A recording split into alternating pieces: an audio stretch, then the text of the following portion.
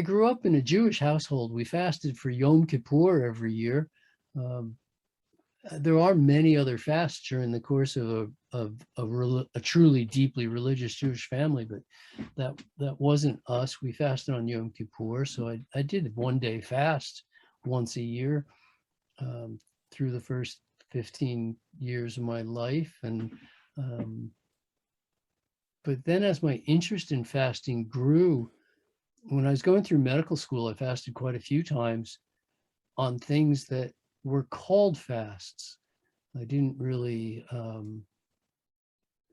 fully understand yet what hygienic fasting was about. So my first few fasts were things that nowadays I would call them a juice diet or a fruit diet or a mono diet, and these things were all considered different ways of fasting or different types of fasts back then.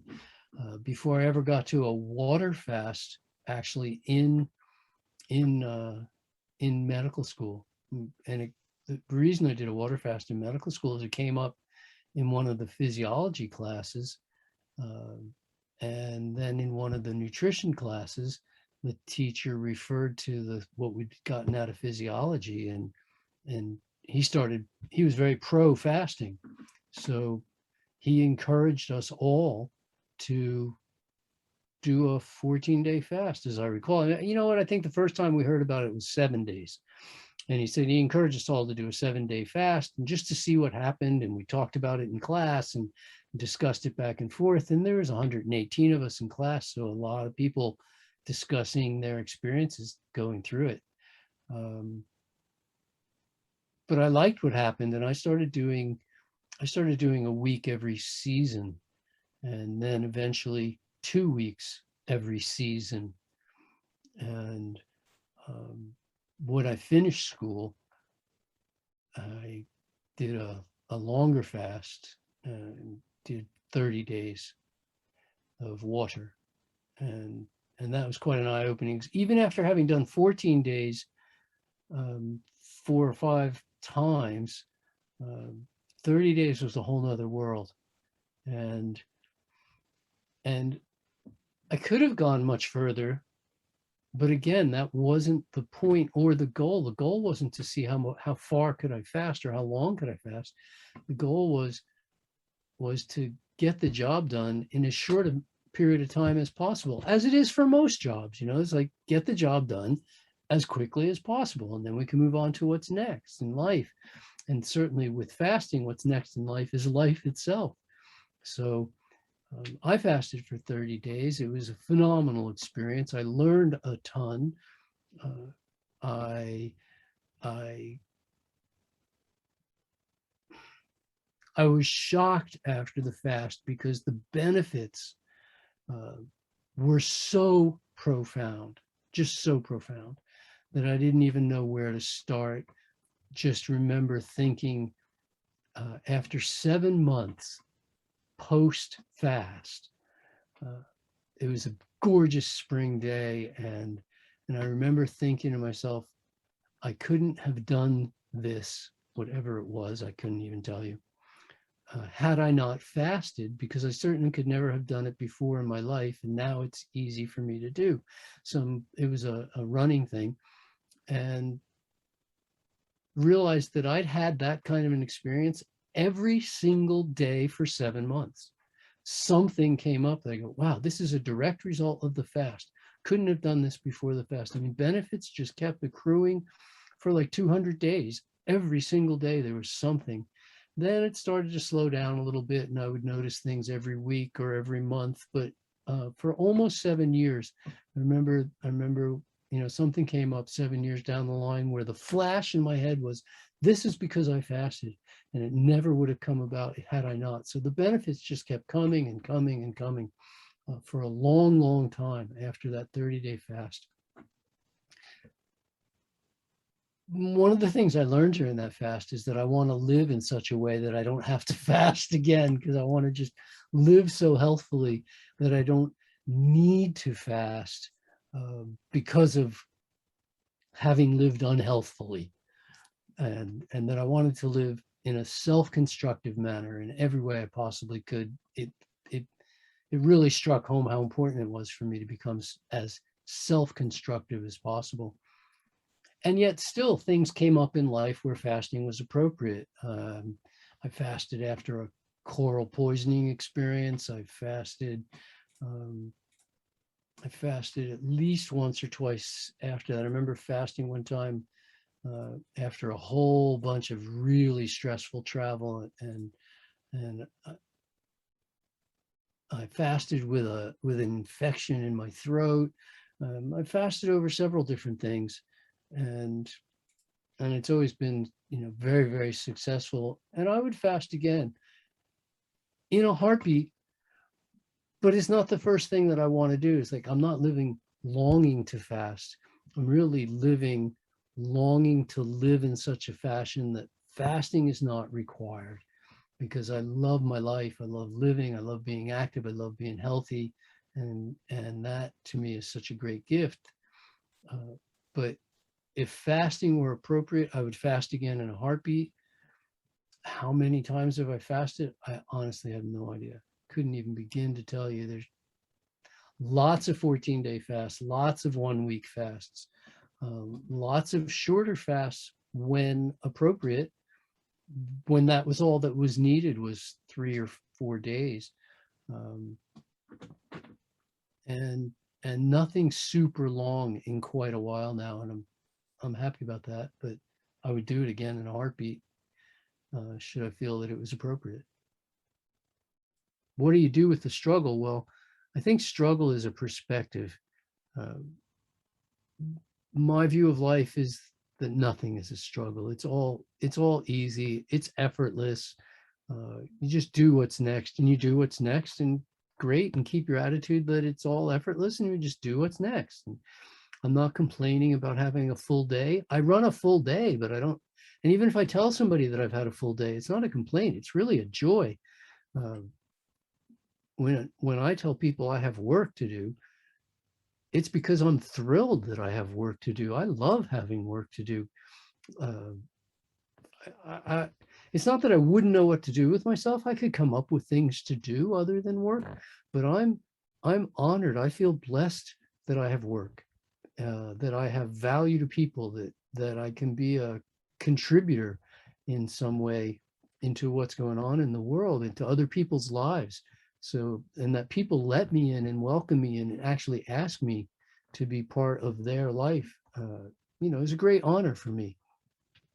So I think, first of all, perceiving this or that as a struggle um, doesn't really help. I think you're better off saying, wow, okay, I've got a challenge. I'm going to rise to the challenge. How am I going to rise to the challenge? Well, let's make a list. How am I going to do it? Oh, I have money in safe. My health is really the most important thing. When I don't have my health, it's the only thing I think about is regaining my health. When I have my health, I think about thousands of other things, but I don't have my health at the moment. I need to regain my health. Okay. So what's that going to take? If that's going to take a month in Costa Rica, so be it. I mean, you're going to live for 1,000 months or something, and a month in Costa Rica is a very small percentage of that. Let's do the job, get it done, regain your health, and then you can get on and do all the other things that are important. Don't know where to come up with the money.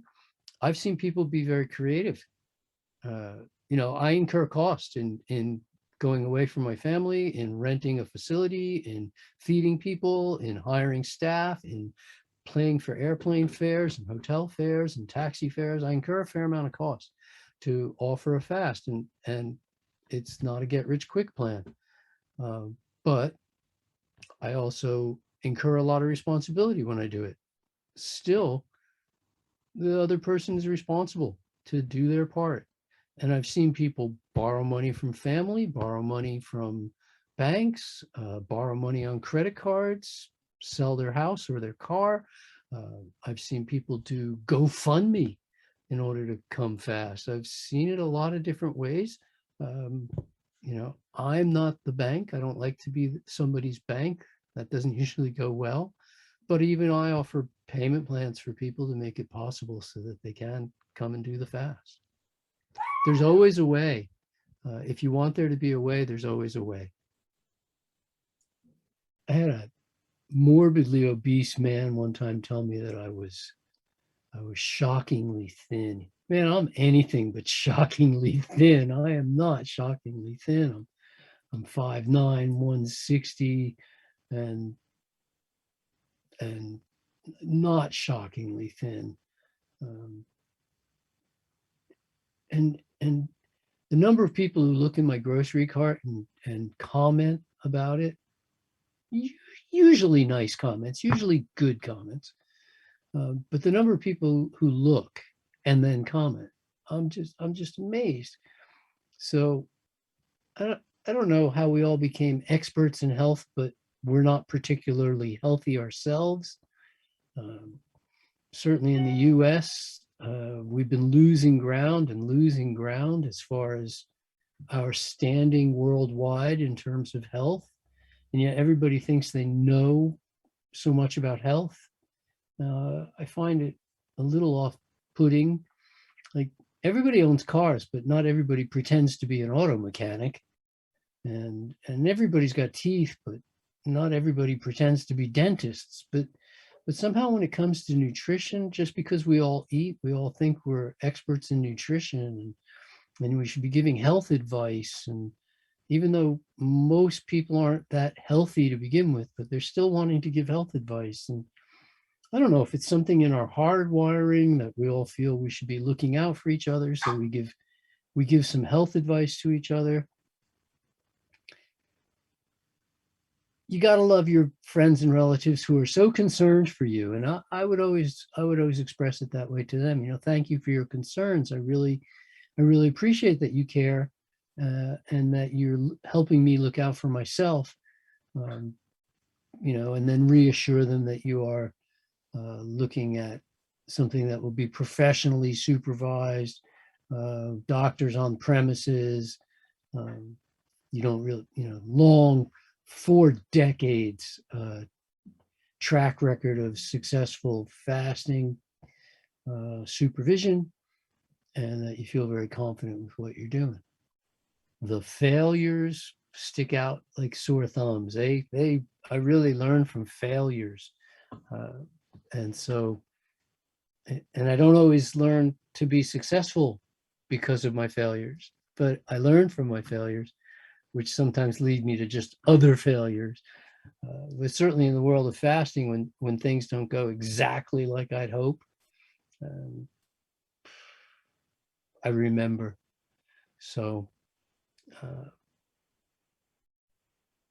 but in my entire repertoire of, I can probably tell you off the top of my head of a couple of hundred different people that I've fasted, without looking back into records and things. And of those couple hundred, there are very few that I would consider failure, which is a lovely thing. This isn't saying that much about me, I don't think, because how often do you have a failure on a good night's sleep? How often do you don't expect failure to happen. You eat, and then you're fully satisfied. We don't expect a failure to come up all that often. You run out of energy, and then you rest, and lo and behold, you wake up in the morning feeling better for it.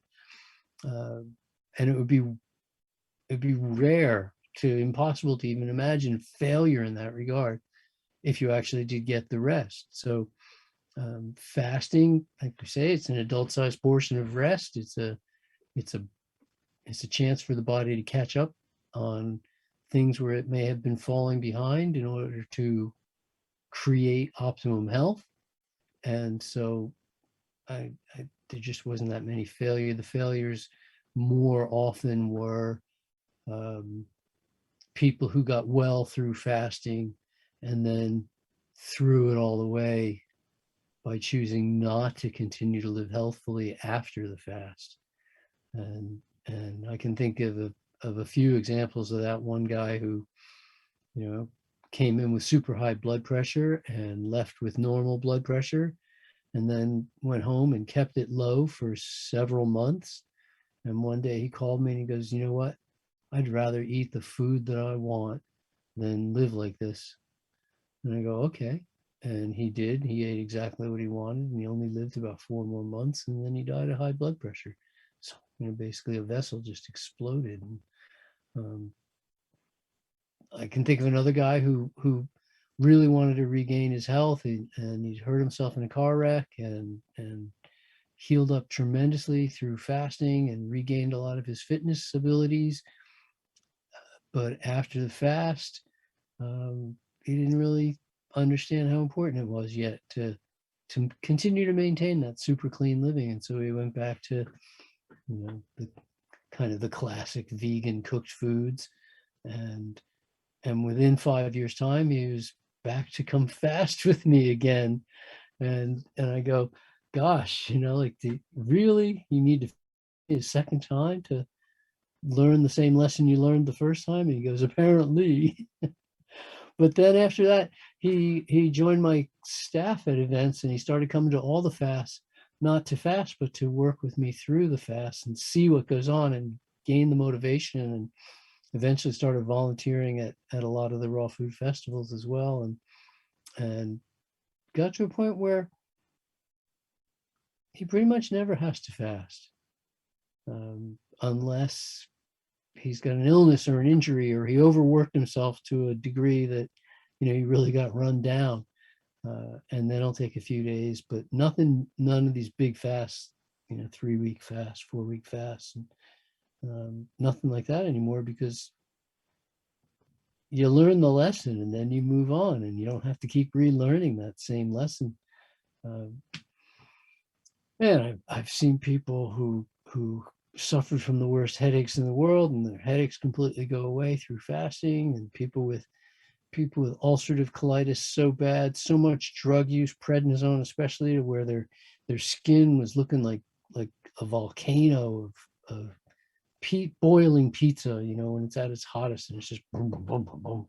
The whole skin is erupting, sores and and bloody stools, 6, 8, 10 of them a day during the fast for the first couple of weeks.